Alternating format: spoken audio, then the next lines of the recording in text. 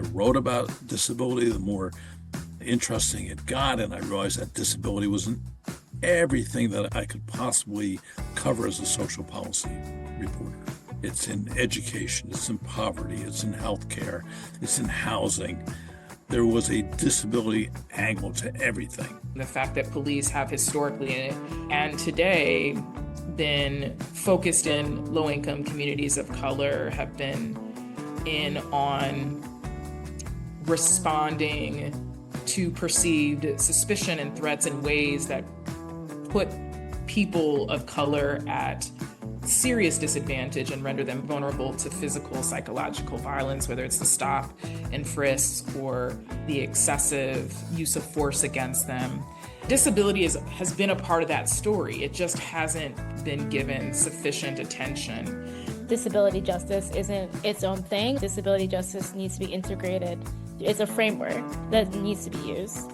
We always knew that the issue of disability was fundamentally one of transness, just as much as it was fundamentally one of coerced poverty, just as much as it's about queerness and misogyny. My real piece of advice goes to all those people out there who are in those positions of power and authority. And my advice is, do not think just about what you're doing and what you're accomplishing. Think about who is it that you're mentoring to help them accomplish things. We're in double digits, y'all. It's Qudsiya here, welcoming you in to season 10 of Down to the Struts, the podcast about disability, design, and intersectionality, where we uncover the building blocks for a more just, inclusive, and accessible world. Whether you're tuning in for the first time, you've been with us from the beginning, or something in between, thank you for listening. This project would not exist without you.